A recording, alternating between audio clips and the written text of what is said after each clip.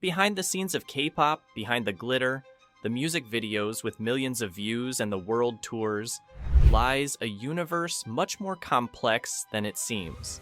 A system where every detail counts, meticulously choreographed routines, carefully crafted concepts, intensive training undertaken from adolescence, sometimes requiring years of preparation. How did a musical style born in a small Asian country manage to conquer the planet, influence fashion, revolutionize entertainment, and become a true economic engine for South Korea? What mechanisms lie behind this much admired, yet often misunderstood industry? And who are these artists whose lives seem orchestrated by competition, perfectionism, and public expectations? Between corporate strategies, dreams of fame, technological innovations, and constant pressure, K-pop reveals a rarely shown side. A fascinating world where ambition, creativity, and discipline mingle with more sensitive areas, sometimes hidden behind the most beautiful smiles. What do we find behind the doors of agencies? Where it all begins? How is a successful group born? And what path must it follow before taking the stage? And most importantly, how far can this industry evolve in a world where demand continues to grow? A deep dive into one of the most influential cultural phenomena of our time. K-pop, Chapter 1. The Strategic Vision. It all began in the early 1990s in Seoul. Lee Soo-man, a former singer turned producer and founder of SM Entertainment, didn't just want to discover talent, he wants to create them from scratch. But why this radical approach? To understand, we need to go back to his personal experience. Lee Soo-man himself was a singer in the 70s and 80s. He experienced the ups and downs of the Korean music industry.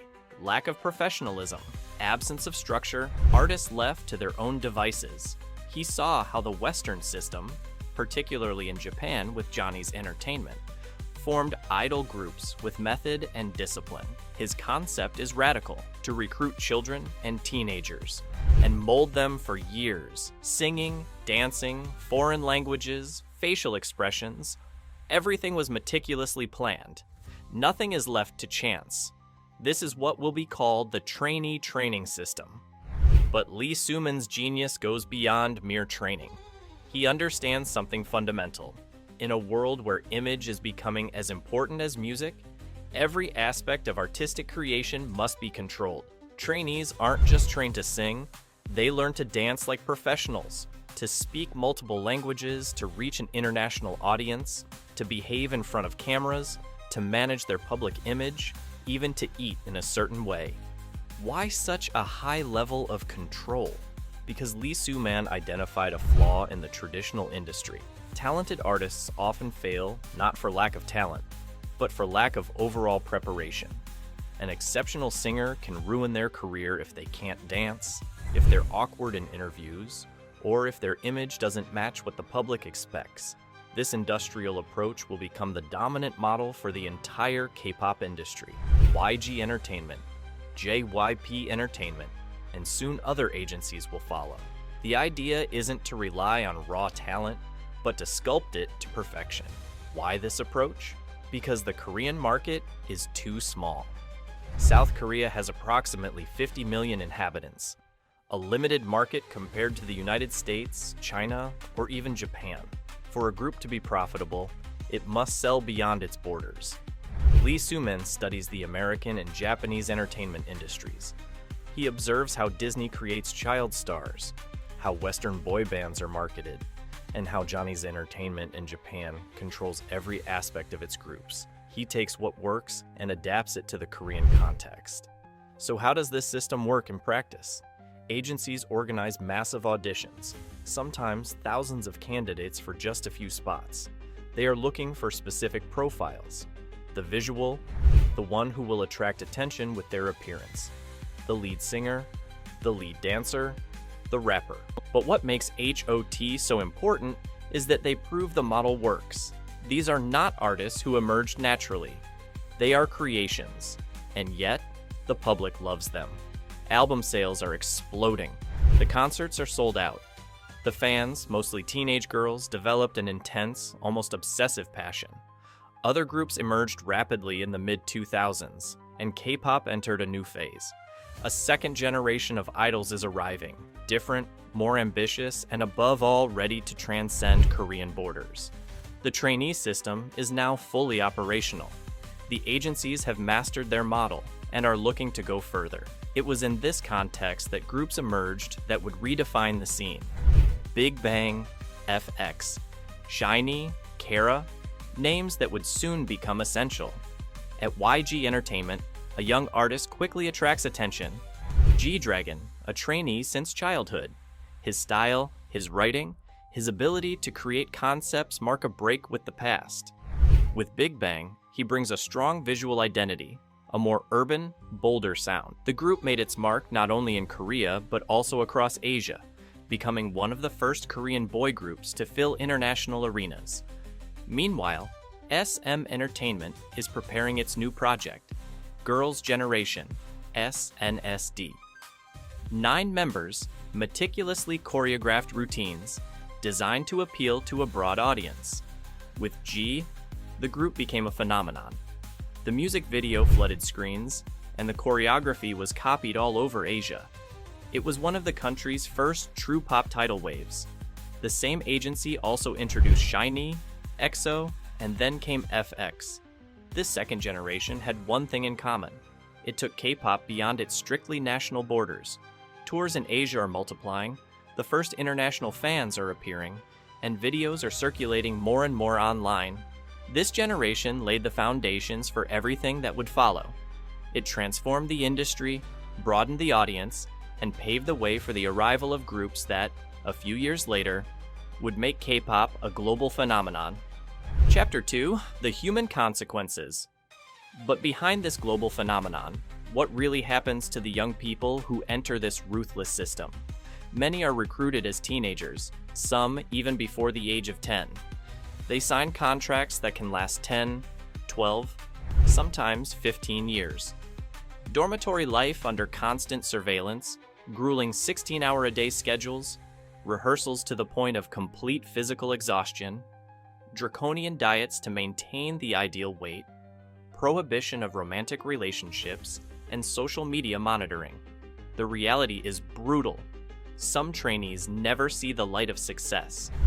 They are trained for 5, 6, 7 years, then ultimately discarded, deemed not good enough, not attractive enough, not marketable enough.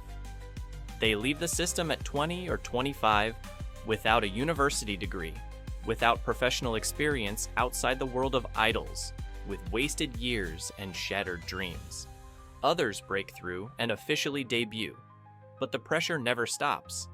It intensifies, maintaining the perfect image in public, meeting the crushing expectations of fans, a relentless series of promotions, managing sudden fame, never showing weakness, fatigue, or human vulnerability. More and more testimonies are emerging. Chronic anxiety, severe depression, anorexia, bulimia. Some idols even speak openly about suicidal thoughts, self-harm attempts, and the impossibility of asking for help for fear of being perceived as weak. Tragic cases have shaken the industry in recent years, forcing a painful collective awakening.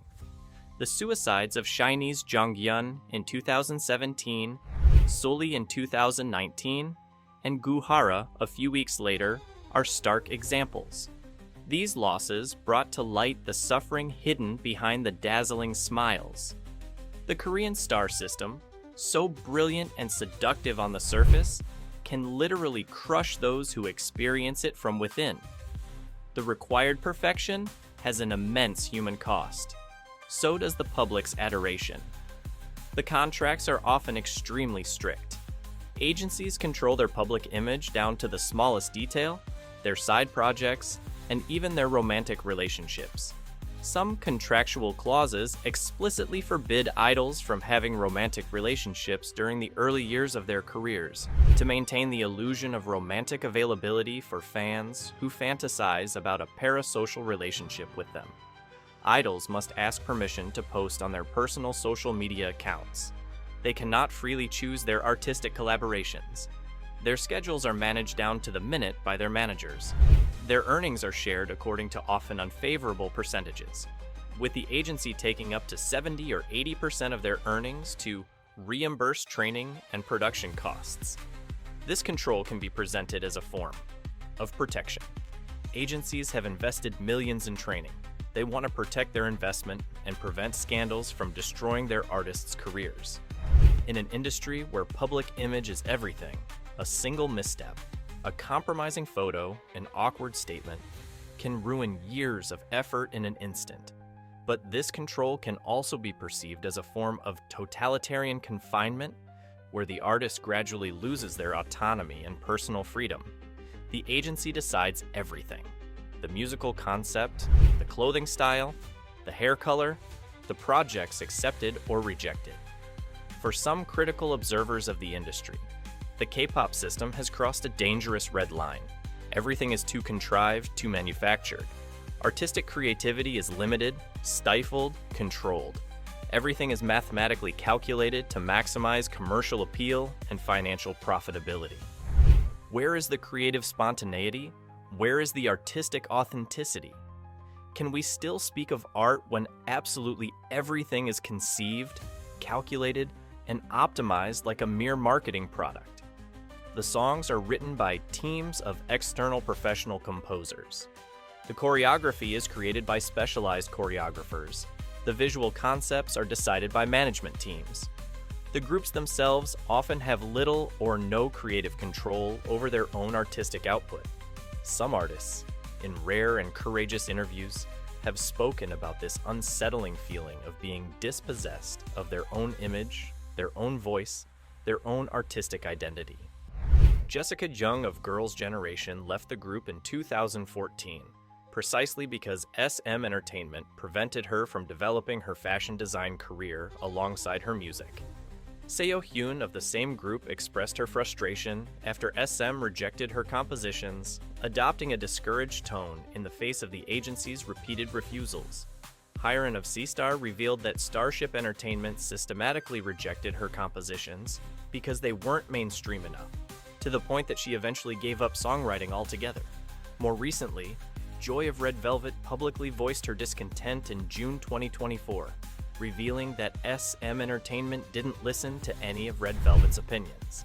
These artists perform what is asked of them, brilliantly certainly, but without being able to truly express themselves personally. The K-pop industry, too, has not been spared from serious scandals that have exposed its structural dysfunctions. Cases of sexual harassment and abuse of power by agency executives against vulnerable young trainees. Systematic financial exploitation, where idols discover after years that they are indebted to their own agency, despite generating millions in revenue. Slave contracts of 13 to 15 years, legally contested but difficult to break. Chilling stories of abusive contracts where idols work 18 hours a day while being paid a pittance, with the bulk of the profits going to the agency shareholders. Cases of violent bullying between members of the same group have come to light, revealing the toxic competition and cruelty that can exist behind the scenes. There have been revelations of inhumane working conditions, trainees deprived of food to lose weight, forced to continue performing despite serious injuries, and physically punished for minor mistakes. The 2019 Burning Sun scandal particularly shook the industry. Several K-pop celebrities were implicated in cases of sex trafficking, filmed rape, and police corruption. This scandal forced the entire industry to confront its darkest corners and acknowledge its flaws. These revelations created massive public pressure. The industry was forced to partially reevaluate itself.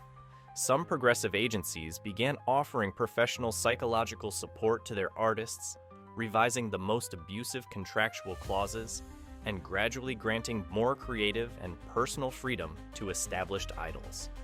Big Hit / HYBE with BTS was a pioneer in allowing group members to actively participate in the writing and production of their songs, creating a rare artistic authenticity in the industry. The heads of major agencies are not simply opportunistic music producers. They are strategic visionaries who have patiently built, over several decades, a comprehensive model for exporting culture on a global scale. They are fully aware of the risks, the constant turnover of aging idols who must be replaced, the crushing pressure of the hyper-competitive market, the rapid evolution of public tastes, and the potential scandals that can destroy a reputation in a matter of hours. They invest millions of dollars in training trainees, knowing full well that 80 or 90% of them will lead to absolutely nothing commercially. It's a risky but calculated gamble. They build colossal infrastructures, state-of-the-art recording studios, proprietary digital platforms, international distribution networks, and sophisticated merchandising divisions. However, with the recent surge in public criticism regarding the fragile mental health and psychological well-being of idols, these decision-makers face a new and complex challenge that they can no longer ignore. They must now navigate the difficult balance between relentless commercial pressures and social responsibility, protecting their artists, providing decent working conditions, and avoiding ethical scandals. Conclusion: the industry is evolving slowly but surely. Collective awareness of the ethical challenges is gradually growing. Critical voices are courageously finding their voice. Established artists are now daring to speak publicly about mental health, inhumane pressure, and the need for authenticity. Some progressive agencies are actively rethinking their practices. Fans are increasingly vocally demanding more humane and respectful treatment of their idols. But despite the challenges and necessary adjustments, one thing remains clear. K-pop continues to unite millions of people around the world. It creates memories, shared emotions, and close-knit communities. It inspires us to dance, to dream, to surpass ourselves. While this industry has had its dark periods, it has also shown an incredible capacity to evolve. And that's probably what makes it so fascinating. It moves forward, surprises, and reinvents itself. The future of K-pop may not be perfect, but it can be more balanced, more humane. And if it manages to find this harmony, then the phenomenon will only grow. Because beyond the lights, the impeccable performances, and the records, there are above all talented artists, and an audience that deeply appreciates them. It is this relationship, sincere and vibrant, that continues to write history. And the chapters to come promise to be just as exciting. What began as a cold and calculated industrial experiment could transform into a more balanced, more sustainable long-term model, more respectful of human dignity. A model where the glittering K-pop dream is no longer paid for at the terrible price of human exhaustion, psychological suffering, and economic exploitation. The story is not yet over. It is being written right now, before our very eyes. And perhaps, hopefully, the next chapters will be those of an industry that has learned painfully from its past mistakes, listened sincerely to its vulnerable artists, and patiently built a future where glitter no longer hides the ethical shadow. Because deep down, behind every perfectly executed choreography, every radiant smile captured by the cameras, every global hit that generates millions, there are fragile human beings with dreams, fears, limitations, and an audience that deeply appreciates them. Is this relationship sincere and vibrant that continues to write the story? And it is precisely for this reason that it deserves to be told honestly and without filters.